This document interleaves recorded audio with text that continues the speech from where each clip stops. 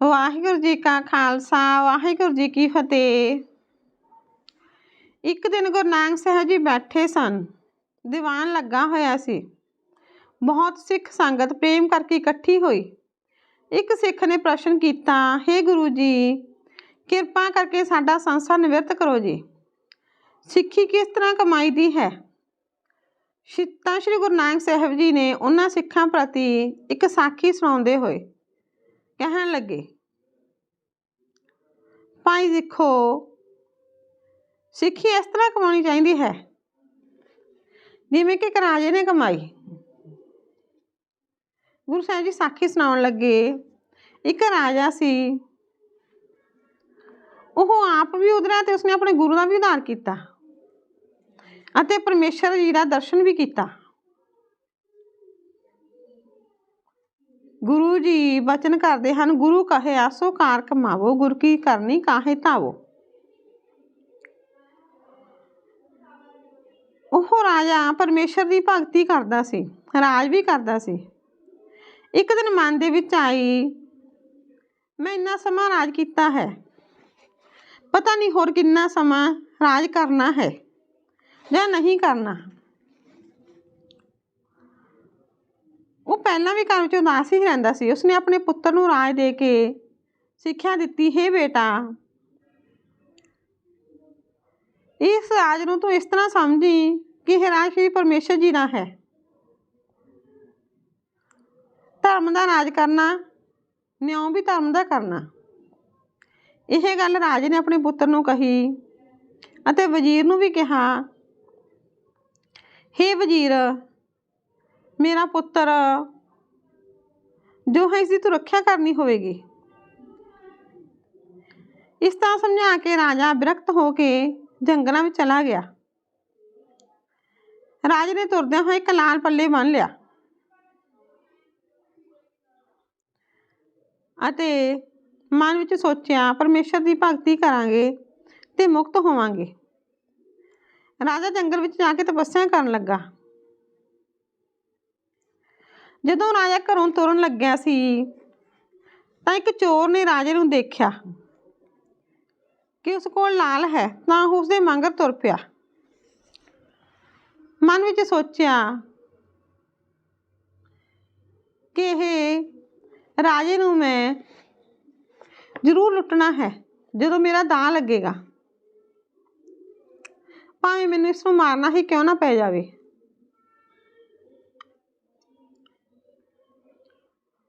ਤੇ ਰਾਜੇ ਦੇ ਮਗਰ ਉਸ ਚੋਰ ਨੇ ਪਿੱਛਾ ਕੀਤਾ।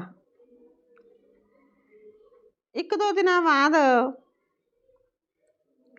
ਰਾਜਾ ਨਦੀ ਉੱਪਰ ਨਹਾਉਣ ਲਈ ਗਿਆ। ਉੱਥੇ ਕਥਾ ਹੋ ਰਹੀ ਸੀ।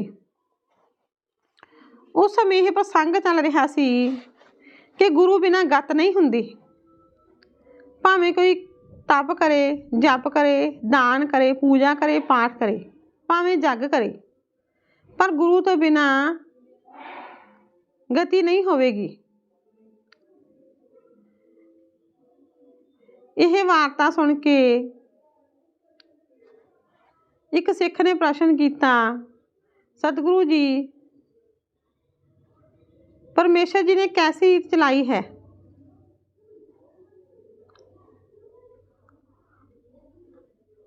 ਤਾਂ ਗੁਰੂ ਜੀ ਨੇ ਕਿਹਾ, ਪਰਮੇਸ਼ਰ ਜੀ ਵਿੱਚ ਅਤੇ ਪਰਮੇਸ਼ਰ ਦੇ ਪਿਆਰਾਂ ਵਿੱਚ,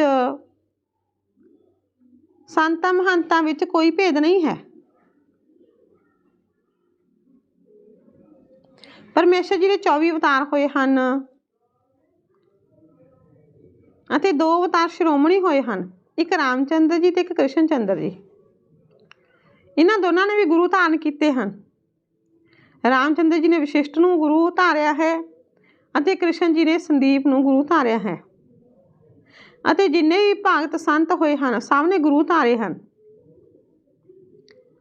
ਅਤੇ ਫਿਰ ਪਰਮਗਤੀ ਨੂੰ ਪ੍ਰਾਪਤ ਹੋਏ ਹਨ। ਉਸ ਪਰਮਾਤਮਾ ਦੀ, ਈਸ਼ਵਰ ਦੀ ਮਰਜ਼ਾਦਾ ਪੁਰਸ਼ੋਤਮ ਹੈ। ਉਸਨੇ ਆਪ ਇਹ ਰੀਤੀ ਚਲਾਈ ਹੈ। ਰਾਜਾ ਕਥਾ ਸਰਵਣ ਕਰਕੇ ਉੱਥੋਂ ਚੱਲ ਪਿਆ ਅਤੇ ਚੋਰ ਵੀ ਰਾਜੇ ਦੇ ਮਗਰ ਹੀ ਚੱਲ ਪਿਆ। सोचन लगा जो राजा सौ जाएगा तो इसनूं मार के इसका समान लै जावांगा। पर राजा परमेश्वर की भगती विच लीन होया सौंदा नहीं सी अते मन विच विचारां कर लगा मैं गुरु नूं धारण करां।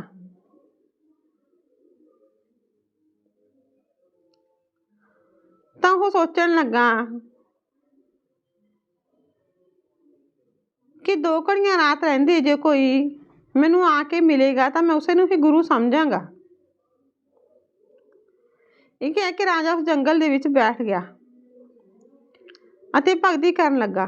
उधरों चोर ने सोचा राजा तो सौंदा ही नहीं है।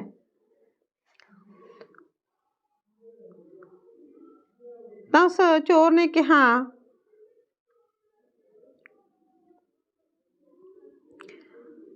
अज तो मैं इस तो माल खो ही लेना है।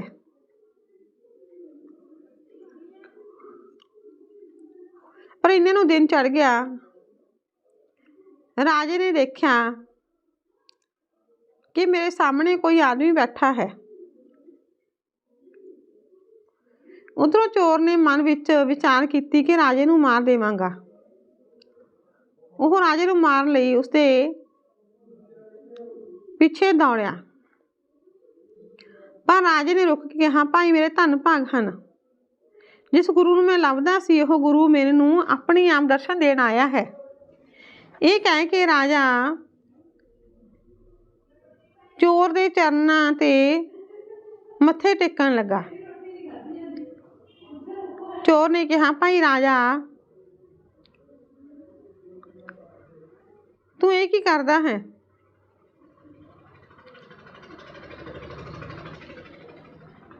मैं तो चोर हाँ तू मेरे पैरों ते क्यों मत्थे टेकदा है।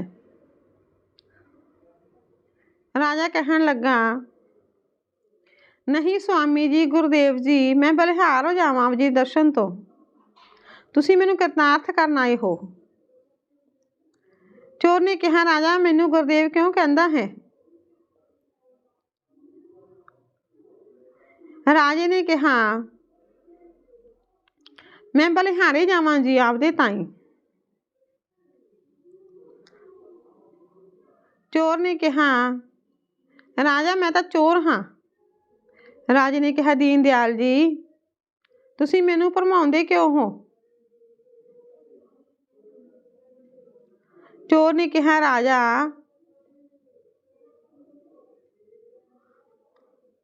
मैं तो तैनूं गुरु मानदा हाँ। राजा कहन लगा चोर नूं मैं तैनूं अपना गुरु मानदा हाँ क्योंकि तू मेरे मन का संकल्प पूरा किया है। तुसी तो पूर्ण गुरु हो। मैं मन विच सोचा सी ते तुसी मैनूं सवेरे दर्शन दे दिते हैं।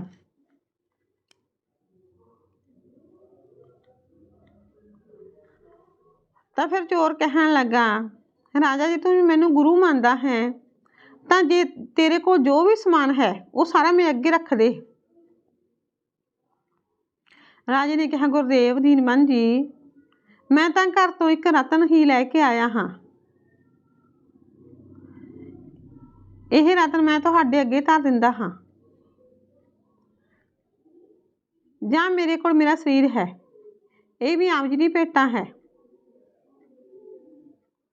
तो फिर चोर राजे पासों हो रतन लैके कहन लगा राजा गुरु का हुक्म मनना है तू इस जगह पर ही बैठा रही जिन्ना चਿਰ मैं फिर ना आवां। गुरु का हुक्म नहीं फेरना चाहिए इस जगह तो उठना नहीं है। तो फिर राजा कहन लगा हे गुरुदेव जी मैं आप जी तो बलिहार जावां जिन्ना चਿਰ तुसी मैनूं दर्शन नहीं दोगे मैं इत्थे ही बैठा रहांगा।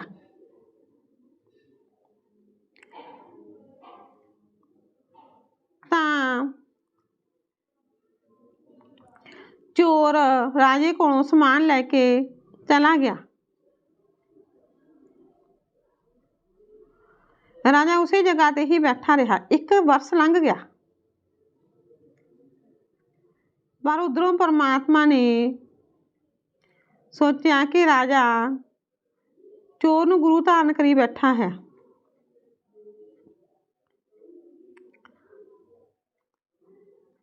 ਤਾਂ ਪਰਮਾਤਮਾ ਨੇ, ਨਿਰੰਕਾਰ ਜੀ ਨੇ ਇੱਕ ਮਹਾਤਮਾ ਦਾ ਰੂਪ ਧਾਰਨ ਕੀਤਾ ਅਤੇ ਰਾਜੇ ਨੂੰ ਕਹਿਣ ਲੱਗਾ, ਤੂੰ ਚੋਰ ਨੂੰ ਗੁਰੂ ਧਾਰਨ ਕਰ ਲਿਆ ਹੈ, ਤੂੰ ਉਸਨੂੰ ਗੁਰੂ ਧਾਰ ਕੇ ਨਰਕ ਨੂੰ ਜਾਵੇਂਗਾ। ਕਿਸੇ ਰੱਬ ਦੇ ਪਿਆਰੇ ਦੀ ਸ਼ਰਨ ਵਿੱਚ ਜਾ, ਉਸਨੂੰ ਗੁਰੂ ਕਰ। ਰਾਜੇ ਨੇ ਕਿਹਾ, ਹੇ ਠਾਕੁਰ ਜੀ, ਮੈਂ ਤਾਂ ਉਹ ਸਾਹ ਜਿਹਾ ਕੋਈ ਸਾਹ ਨਹੀਂ ਦੇਖਿਆ। ਭਾਵੇਂ ਉਹ ਚੋਰ ਹੀ ਹੋਵੇ ਤਾਂ ਵੀ ਮੇਰਾ ਗੁਰਦੇਵ ਹੈ। ਜਦੋਂ ਨਿਰੰਕਾਰ ਜੀ ਨੇ ਦੇਖਿਆ ਕਿ ਰਾਜਾ ਨਹੀਂ ਗੱਲ ਮੰਨਦਾ ਤਾਂ ਉਸਨੇ ਕਿਹਾ, ਠੀਕ ਹੈ ਰਾਜਾ, ਜਿਵੇਂ ਤੇਰੀ ਮਰਜ਼ੀ ਹੈ।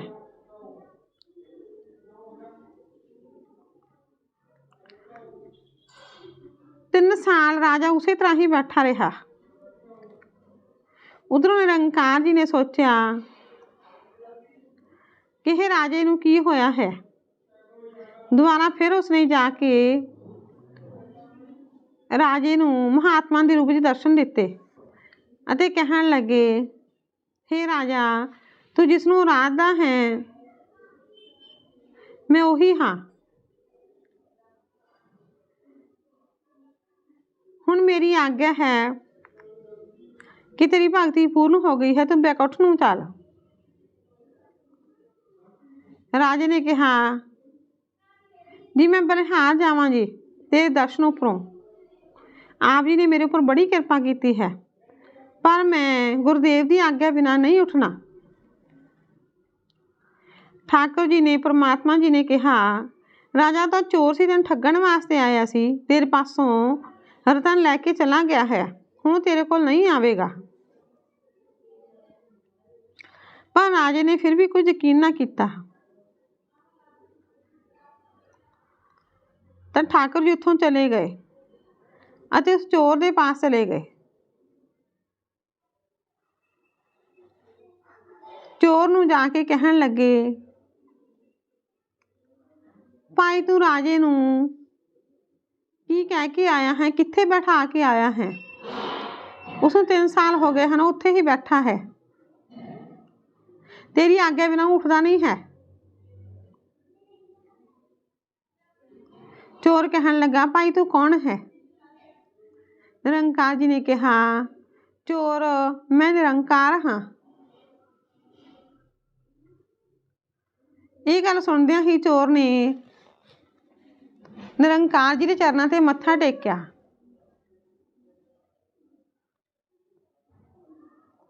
ਅਤੇ ਫਿਰ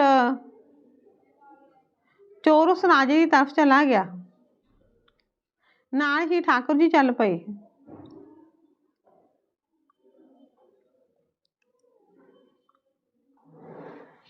ਦੋਨੋਂ ਜਣੇ ਉਸ ਰਾਜੇ ਪਾਸ ਆ ਗਏ। ਰਾਜੇ ਨੇ ਕਿਹਾ, ਮੇਰਾ ਗੁਰਦੇਵ ਜੀ ਆਇਆ ਹੈ, ਬੜੀ ਕਿਰਪਾ ਹੋਈ ਹੈ, ਧੰਨ ਮੇਰਾ ਗੁਰਦੇਵ ਜਿਸਨੇ ਆ ਕੇ ਮੈਨੂੰ ਦਰਸ਼ਨ ਦਿੱਤਾ ਹੈ।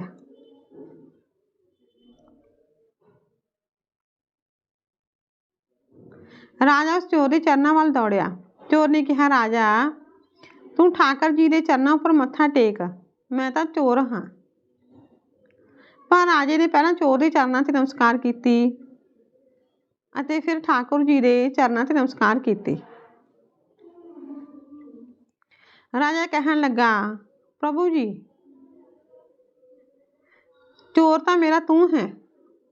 ਪਰਮੇਸ਼ਰ ਜੀ ਨੇ ਕਿਹਾ, ਮੈਂ ਚੋਰ ਕਿਵੇਂ ਹੋਇਆ? ਰਾਜੇ ਨੇ ਕਿਹਾ, ਪ੍ਰਭੂ ਜੀ, ਜੇਕਰ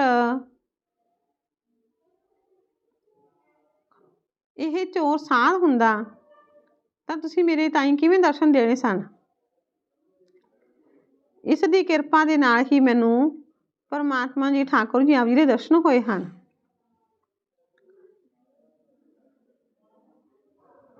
ਤਾਂ ਨਿਰੰਕਾਰ ਜੀ ਨੇ ਕਿਹਾ, ਹੁਣ ਤੂੰ ਵੀ ਮੁਕਤ ਹੋ ਗਿਆ ਹੈ ਤੇ ਤੇਰੇ ਪਿੱਛੇ ਇਸ ਚੋਰ ਦੀ ਮੁਕਤੀ ਹੋ ਗਈ ਹੈ। ਤਾਂ ਗੁਰੂ ਨਾਨਕ ਸਾਹਿਬ ਜੀ ਨੇ ਸਾਖੀ ਸੁਣਾ ਕੇ ਕਿਹਾ, ਹੇ ਭਾਈ ਸਿੱਖੋ ਸੁਣੋ, ਮੰਨੈ ਧਰੈ ਤਾਰੇ ਗੁਰਸਿੱਖ, ਮੰਨੈ ਨਾਨਕ ਭਵੇ ਨਾ ਭਿਖ। ਗੁਰੂ ਨਾਨਕ ਜੀ ਨੇ ਕਿਹਾ, ਭਾਈ ਸਿੱਖੋ, ਜਿਸ ਸਿੱਖ ਨੂੰ ਸਤਿਗੁਰਾਂ ਦੇ ਚਰਨਾਂ ਪਰ ਦ੍ਰਿੜਤਾ ਹੋਵੇ, ਪ੍ਰਤੀਤ ਹੋਵੇ, ਜੋ ਐਸਾ ਭਰੋਸਾ ਕਰੇਗਾ ਉਹ ਸਿੱਖ ਮੁਕਤ ਹੋਵੇਗਾ। ਇਹ ਗੱਲ ਸੁਣ ਕੇ ਸਾਰੀ ਸੰਗਤ ਨੇ ਗੁਰੂ ਨਾਨਕ ਸਾਹਿਬ ਜੀ ਦੇ ਚਰਨਾਂ 'ਤੇ ਮੱਥਾ ਟੇਕਿਆ ਅਤੇ ਗੁਰੂ ਨਾਨਕ ਜੀ ਨੇ ਸਾਰੀ ਸੰਗਤ ਨੂੰ ਖੁਸ਼ੀਆਂ ਬਖਸ਼ੀਆਂ ਅਤੇ ਉੱਥੋਂ ਅੱਗੇ ਚੱਲ ਪਏ। ਸਾਖੀ ਸੰਪੂਰਨ ਹੋਈ। ਵਾਹਿਗੁਰੂ ਜੀ ਕਾ ਖਾਲਸਾ, ਵਾਹਿਗੁਰੂ ਜੀ ਕੀ ਫਤਿਹ।